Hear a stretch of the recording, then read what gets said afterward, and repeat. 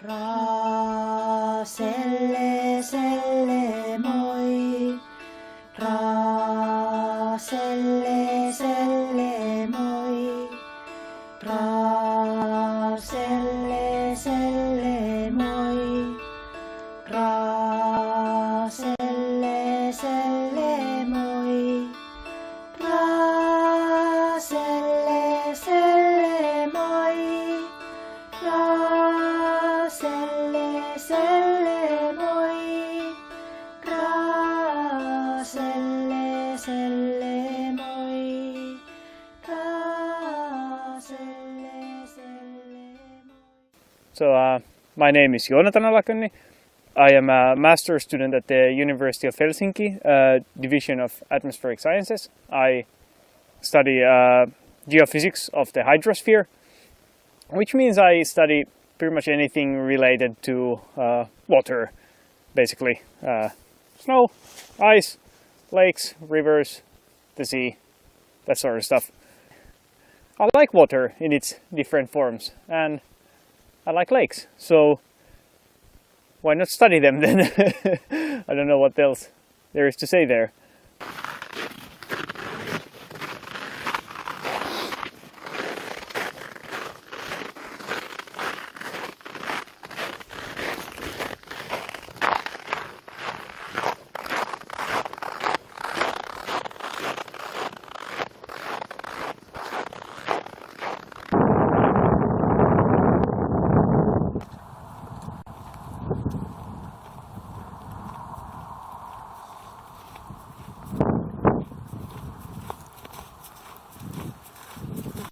Today I came here to give a demonstration on the sort of field measurements, the most rudimentary basic field measurements we would do on a lake with a CTD probe.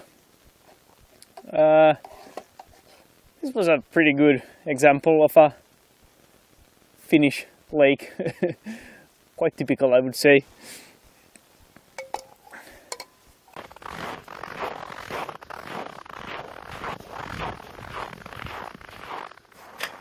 So my very accurate scientific analysis determines that this is the perfect spot for our first measurement.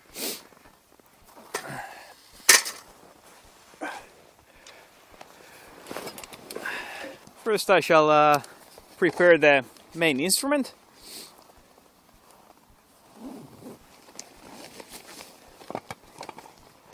Which is this right here.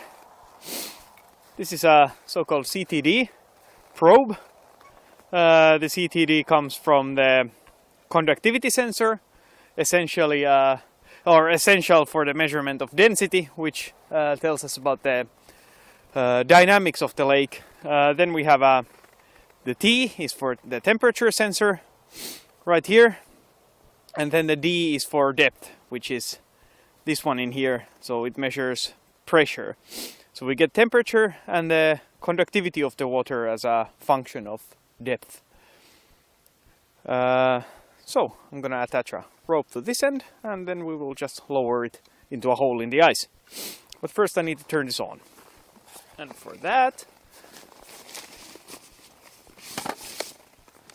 I have a laptop.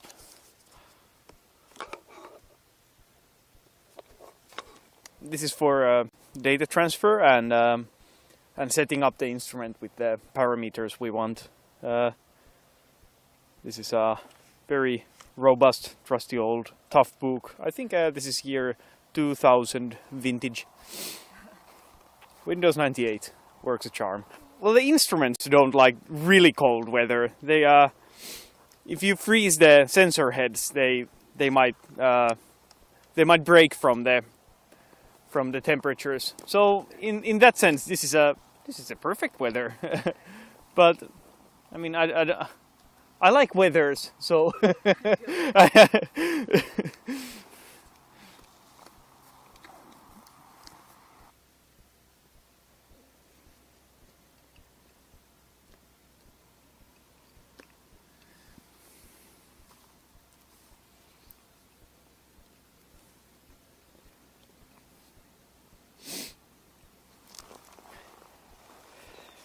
now we wait. No USB fancy pants in here, so only serial port. It will take a while.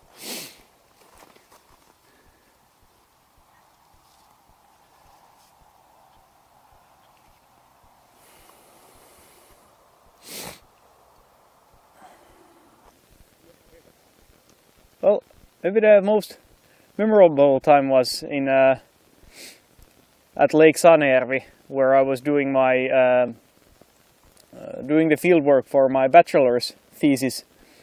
And the most memorable time was of those measurements was last June, when it was the midnight sun was shining and it was something like plus 20 degrees outside, but there was still 60 centimeters of ice on the lake, and we were working on the ice during the midnight, and that was lovely.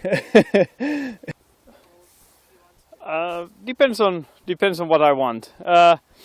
If I want to, it might be that I want to see what the conditions are at the deepest point of the lake.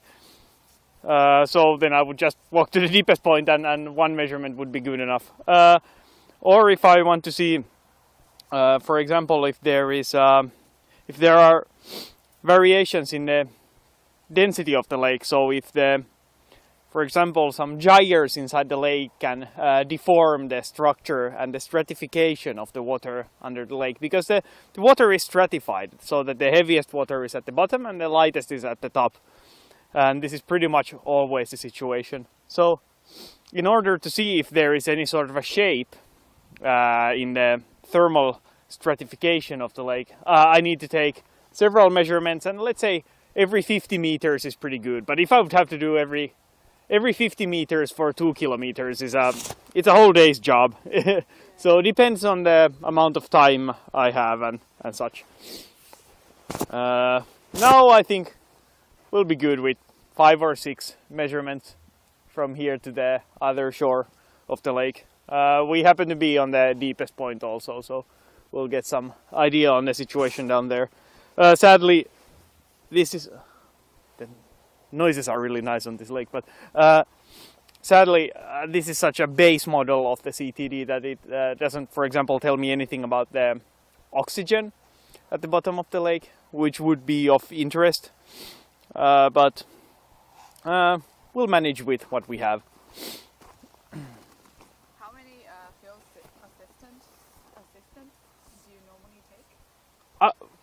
Well, I don't take assistant. I am usually the assistant. But a two-person crew is pretty good. At least 2. You're usually not supposed to go, or never you're supposed to go alone there. Okay. So now I'll drill the hole for the instrument.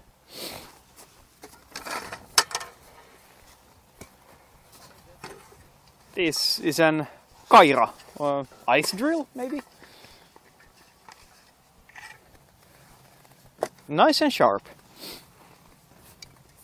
It has these little helper blades to get the hole started, and then these main blades come into play, and this has been just sharpened, so it is a thing of beauty and a joy forever to use it.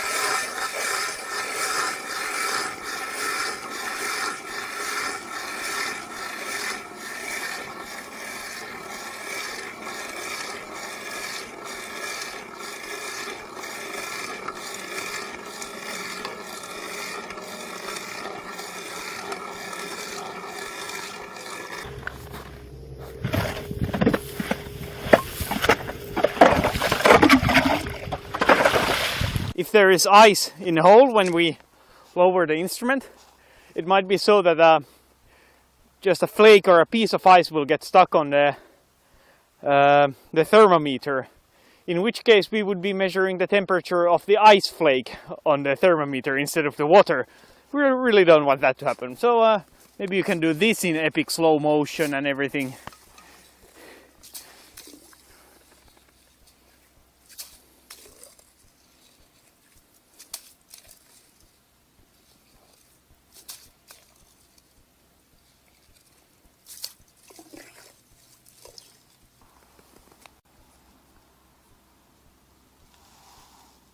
Oh, nice.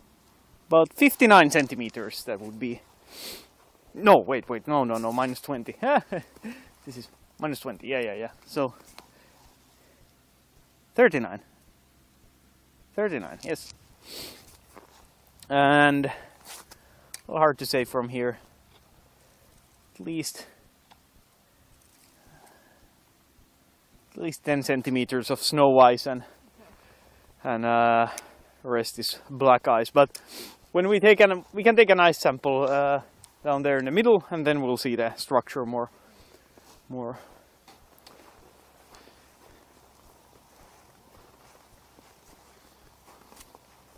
So in order for the instrument to stabilize and to adjust to the temperature of the lake, we'll need to let it settle there for a moment.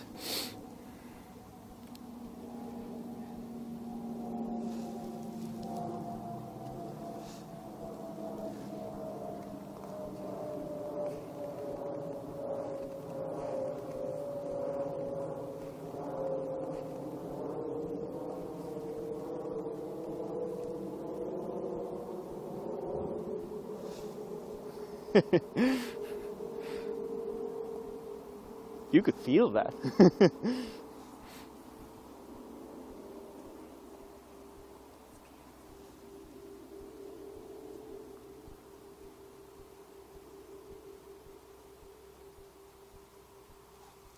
I'd say that's enough.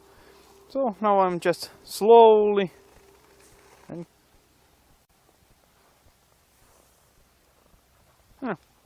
not too deep in here. Oh. Not too. Yep. Wow. That was fast.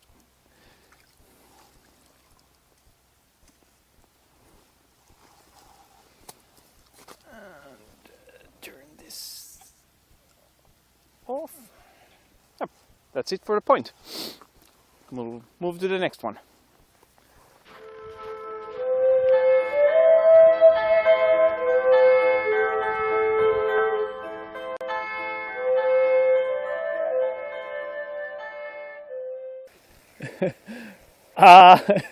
Difficult question, since I like the sea, I like the ice, so whichever. Well, if I would have to choose, I would choose Antarctica, I guess. Yeah.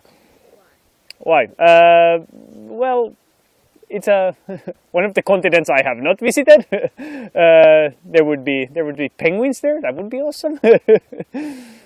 So yeah, but that would be a difficult choice, anyways. Yeah. Now I'm preparing the ice saw for the retrieval of an ice sample, so we can see the structure of the ice better. The structure of the ice tells us about the sort of the history of the ice cover here now this winter. Has it melted many times, or has the snow over it melted many times? And is there any gas production in the lake? It will show up as bubbles. But I'll cut a piece out and then we'll see.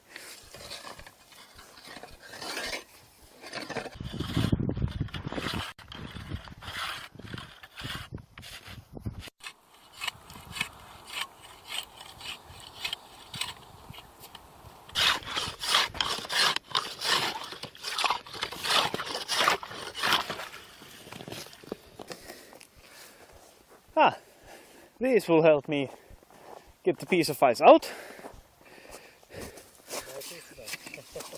Like this.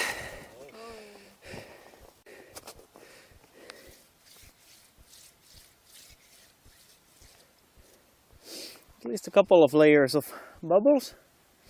At least one. Then some random ones. So what's the... Then there is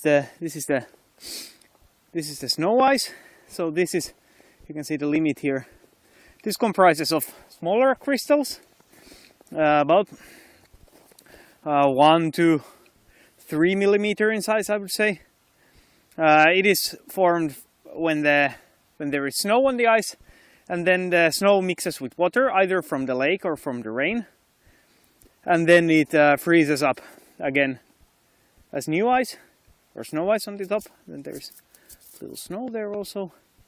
And then this is the so-called, in English, it would be, is it black ice?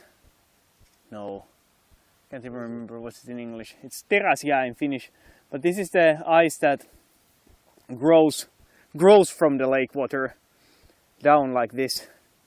And it also has these, the bubbles come from the bottom if there is some decomposition of organic matter there.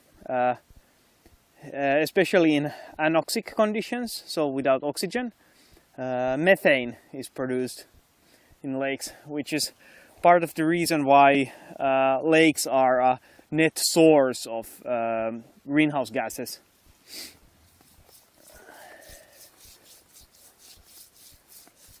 Cool stuff. So, is there anything else? Yeah, there's one layer and then some randomly. So it might be that in here there has been some warmer period and the ice has not grown and the bubbles have accumulated to here. And then since that new period of freezing came and it froze down to here. And this black ice, if this is about crystals of 1 to 3 millimeters or something like that, these crystals can be 1/2 meter long, the size of your hand. They're much bigger, much more. That's also why this is much more sturdier to walk on. So yeah, more details could be seen if we made thin section samples out of these, but I'm not gonna do it now because I would have to carry this piece with me to the lab, and frankly, I don't feel like doing that now.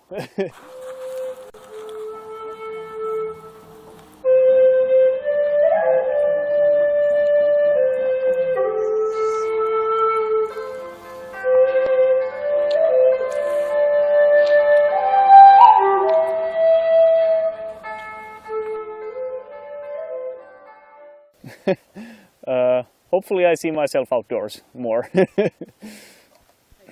doing in situ work. Like research-wise, study-wise, I hope to be doing my own research by then, and not studying at that point anymore, hopefully. We'll see how things turn out. Thank you. Thanks.